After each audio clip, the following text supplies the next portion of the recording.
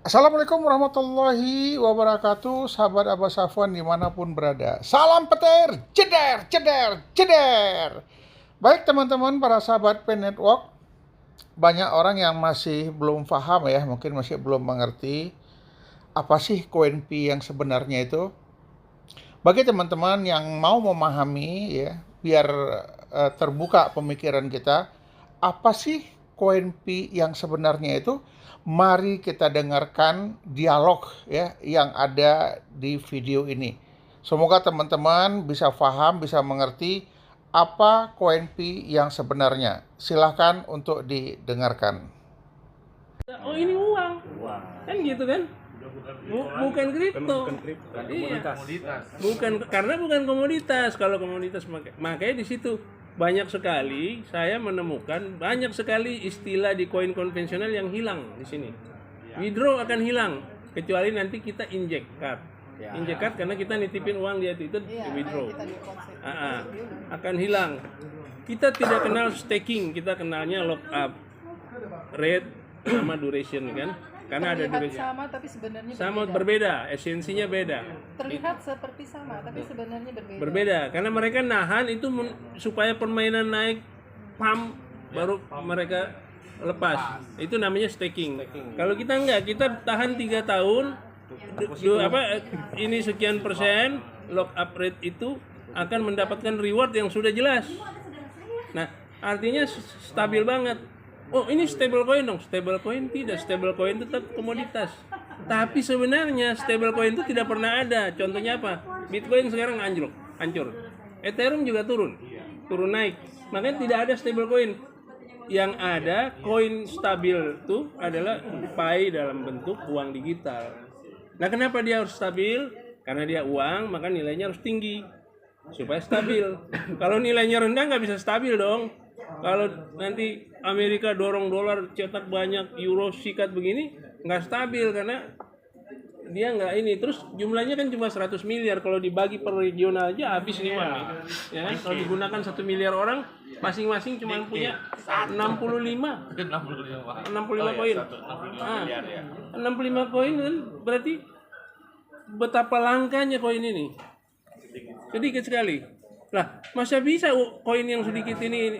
Nah, makanya kan saya bilang tidak bisa diukur oleh yang namanya market cap, koin market cap. Nggak bisa ngukur Pi karena bukan komoditas. Nah, kalau komoditas itu bisa diukur pakai koin market cap. Berapa supply and demand-nya? Kan?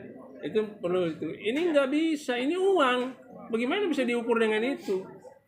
Kalau you bicara valuta, baru bicara di sini. Nah, itu yang kita mau edukasi. Valuta itu larinya kan ke konversi. Betul. Nah, makanya dia di exchange, bisa di exchange, tapi bukan di bursa komoditi, tapi di bursa valuta akan dicatat di sana. Itu Apakah di money changer? arahnya ke situ karena Apakah di money changer ntar kan? betapa cerdasnya Nicholas. sangat luar biasa. Saya masih berpikir ini manusia apa yang dikirim Tuhan ke muka bumi setelah Einstein. Setelah Isaac Newton, Einstein, setelah dari Musa Al-Khawarizmi dulu deh. Sejarahnya Musa Al-Khawarizmi yang menemukan algoritma. Ya kan? Kemudian tahun sebelum Masehi ada yang menemukan namanya Pi.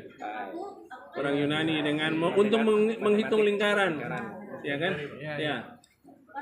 22/7. Ya, itu yang menghitung itu. Kemudian Nikola Tesla yang berbicara juga tentang angka ini. Setelah itu apa namanya?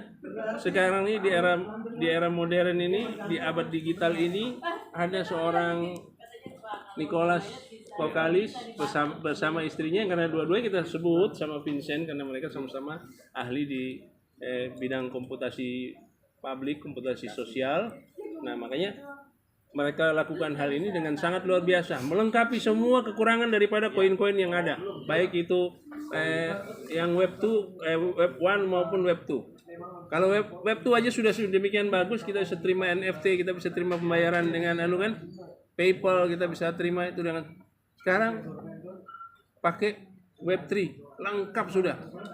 Anda tuh cuman kan persoalan yang terjadi, ini orang bawa-bawa handphone loh, bawa-bawa harta yang ratusan miliar bahkan triliun di handphonenya nih.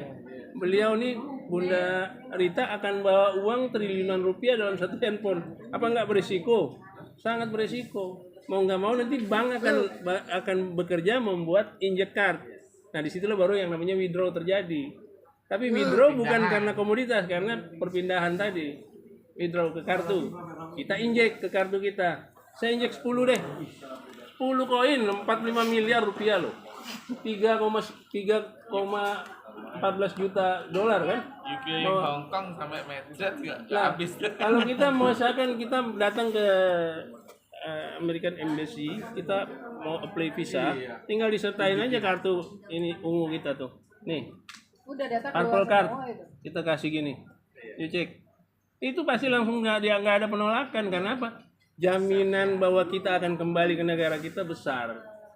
Itu kan yang ditakutkan oleh negara-negara asing itu, orang tidak mau kembali karena mereka kerja di sana. Kecuali saya pakai nomad visa, nggak perlu gitu-gituan kan. Saya tinggal jalan kemana-mana aman.